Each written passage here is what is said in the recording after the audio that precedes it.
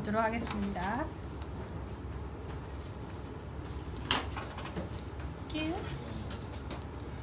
거란은 처음 세워질 때부터 낙타를 좋아해서 이렇게 친교와 애정의 표현으로 항상 낙타를 부릅니다. 안녕? 낙타는 어떻게 울지? 네. 낙타 우는 소리 되게 시끄럽다고 하던데 이렇게 하면 됩니다. 어떻게 울어요? 되게 흉내낼 수 없게 거칠게 짐승처럼 울어요. 흉내낼 수 있으면 흉내내보세요. 거란은 항상 생길 때부터 고려와 친하게 지내자고 합니다. 낙타를 40마리 이렇게 보내줘. 50마리. 근데 이 낙타를 다 어떻게 하나요? 하나 6마리. 8개. 낙타도 어떻게 하냐요? 다 죽여요. 굶어서. 네. 북한에서는 락타교라고 부르는데 우리는 이제 개성의 만부교라고 하는데 묶여가지고 굶겨 죽이죠. 낙타가 무슨 죄가 있어요? 낙타교가 낙타에서 나와요. 네. 좋은 법칙을 안 써서 불쌍해. 이쁜데. 제가 좋은 거 같아요. 고려는 왜 이렇게 초반부터 호의를 보이는 거란을 계속 싫어하죠? 그 오랑캐라고. 오랑캐인 것도 있고요. 걔를 멸망시켰어요. 발해를 멸망시킨 원인도 있기 때문입니다. 그러다가 이제 태조 왕건은 죽기 전에 10개의 유언을 남겼습니다. 나의 후손, 왕씨 후손들아, 첫 번째, 두 번째, 세 번째 10가지는 꼭 대대손손 지키도록 해라 라고 하는데 그중 네 번째에 거란 이야기가 나옵니다. 거란은 짐승이다. 풍속과 언어가 다르니 절대 따라하지 마라. 친하게 지내지 마라. 라는 걸 유언으로 남길 정도로 이 고려와 거란 사이가 초반부터 좋지 않았습니다. 그리고 이제 여러분 앞서서 통일신라 때 국경선이 어디서 어디까지였죠? 별로 안. 대동강에서 원산만까지였어요. 기억해줘서 고마워요. 대략 여기거든. 조금 이렇게 경계선 여기. 근데 요게 이제 통일신라가 끝나고 고려가 되면서요 한 40km 정도, 70km네, 70km 정도 좀 이렇게 점점 고려가 위로 올라갑니다. 이렇게 위로 올라가는 걸 이제 뭐라고 부르냐면 북진 정책이라고 부릅니다. 북쪽으로 올라간다는 거죠. 특히 요 70km 부분에 아무래도 그 국경이니까 굉장히 성을 많이 쌓습니다. 이 중에서 지민이 발표에 나왔던 유명한 서희 장군이 담판한 그 지역이 여기 안융진이 되겠어요.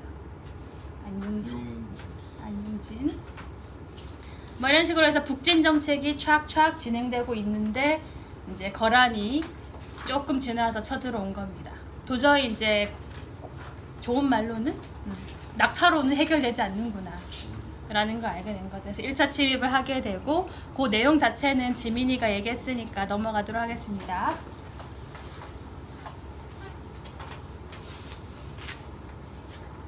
좀 포인트를 줄친 거니까 여러분도 줄치세요. 소손영의 2가지 주장입니다. 여러분 똑같이 되어 있죠? 소손영 거란 장군이죠. 거란 장군이 보기에는 고려는 너네 신라 계승한 거 아니냐? 옛 고구려를 계승한 것은 우리 거란이다 라고 얘기합니다. 고구려의 민족 구성이 좀 다양했으니까 또 그 지역에 계속 살고 있는 사람들이 이제 거란이 고구려는 우리 땅이다 라고 얘기를 하는 겁니다. 그래서 옛 땅을 우리가 차지하고 있다. 근데 너네 왜 자꾸 찔끔찔끔 올라오냐? 뭐 이런 얘기죠. 다음 2번째 주장은 왜 우리랑 친하게 지내지 않느냐? 왜 송나라랑 친하게 지내느냐? 우리 송 쳐부실 거다. 우리 편 들어라. 라는 것입니다. 굉장히 어려운 주장을 하고 있고 고려로서는 받아들이기 힘드네요. 근데 우리의 위대한 외교관께서 어떻게 얘기하시죠?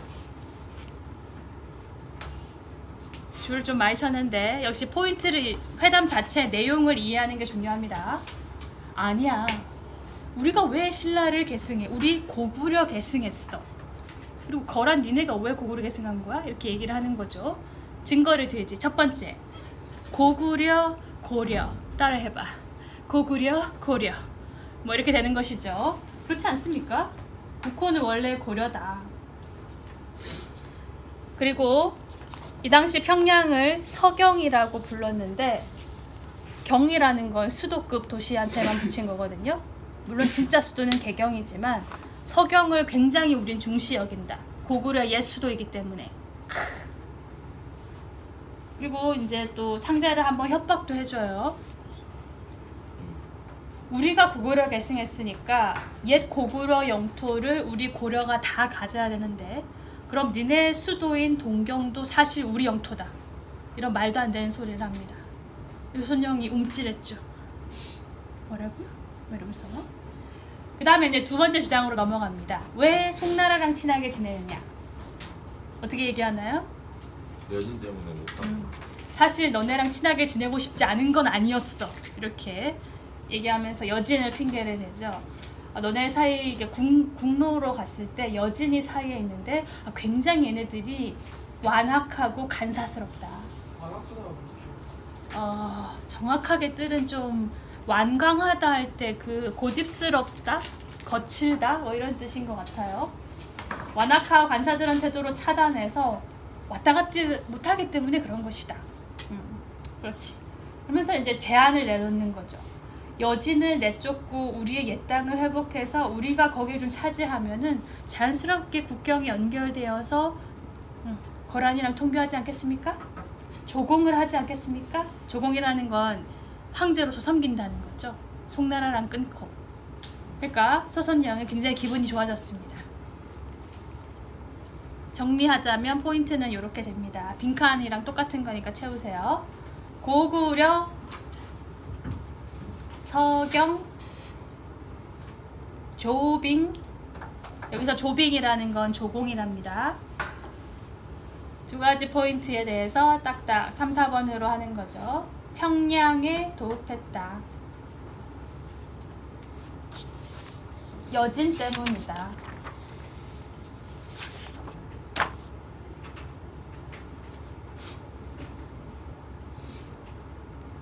빈칸 다 채웠습니까?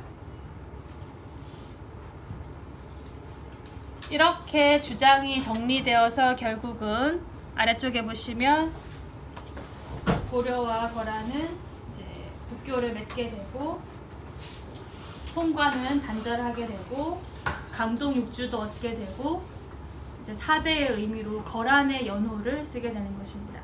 여기 보시면 이 지역을 우리가 뭐라고 부르나요? 강릉 육주. 강동 육주라고 부릅니다. 좋습니다. 강동이라는 건 무슨 뜻이죠?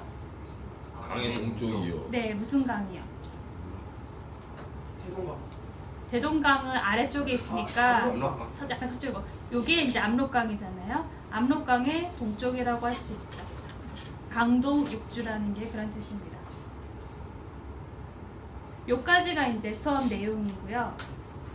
시험에 나오기는 좀 어렵습니다. 너무 소수 의견이라서 나오긴 좀 어렵습니다. 긍정적, 부정적으로 평가를 할 수 있는데요. 우선 익숙한 거부터 좀 하자면 이게 이제 대부분의 우리가 생각하는 것이죠. 서희가 다 해냈다. 거란이라는 게 고려를 멸망시키려고 의도하지 않았을 거다. 적으세요. 요거 아래쪽 여기다 적으세요. 요거 정도는 나올 수 있네요. 당연한 좀 통설이니까 좀 나올 수 있을 것 같아요.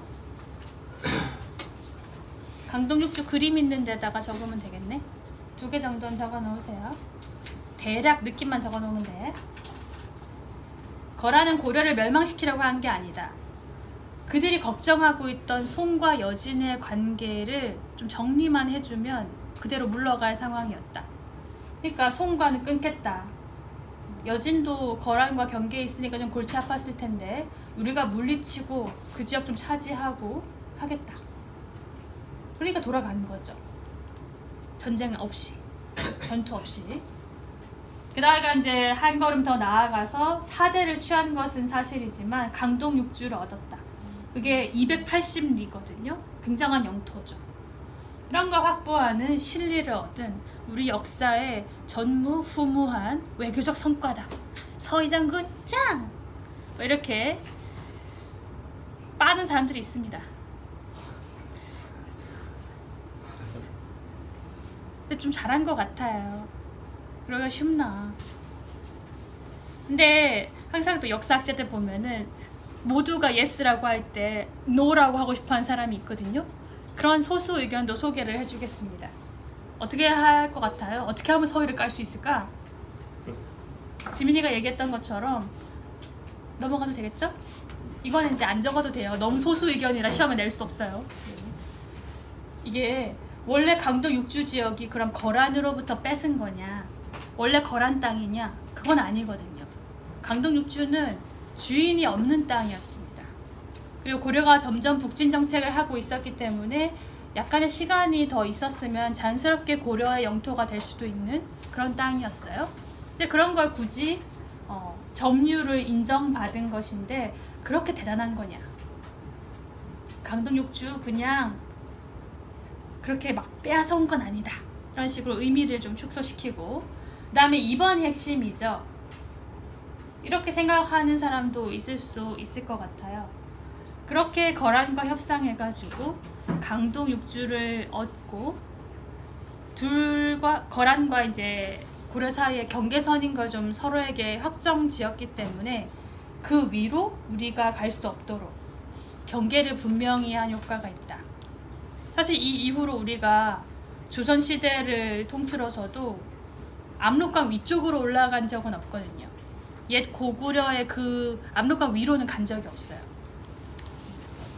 그래서 서희 외교가 강동 육지 이런 게 없었으면 오히려 더 치고 올라갈 수 있었지 않을까? 이렇게 긍정적으로 전망을 하면서 서희를 까는 사람들이 있습니다. 여러분 어떻게 생각하세요? 발에도 그 위로 갔어요. 발해는 그 위에 있었죠. 망하긴 했지만. 그러니까 발해를 약간 초반에 흡수했고 고려가 이렇게 쭉쭉쭉쭉 북진 정책을 하고 있었으니까 잘 되었다면 더 위로 갈 수 있었지 않을까. 정말 그랬을까? 이런 건 소개하는 정도로 하겠습니다.